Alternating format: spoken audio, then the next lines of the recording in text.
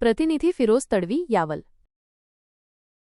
यावल तालुक्यातील महेलखेडी येथील जिल्हा परिषद मराठी शाळेत अज्ञात चोरट्यांनी धाडसी चोरी करत शाळेचा LED टीव्ही संच लांबवल्याची घटना उघडकीस आली आहे. या प्रकारामुळे परिसरात मोठी खळबळ उडाली असून शाळांच्या सुरक्षेचा प्रश्न पुन्हा एकदा चर्चेत आला आहे. मिळालेल्या माहितीनुसार महेलखेडी येथील जिल्हा परिषद शाळेला क्राऊन कंपनीचा 32 इंची LED टीव्ही भेट म्हणून देण्यात आला होता. सुमारे 10,000 रुपये किमतीचा हा संच अज्ञात चोरट्यांनी शाळेच्या आवारात शिरून लंपास केला.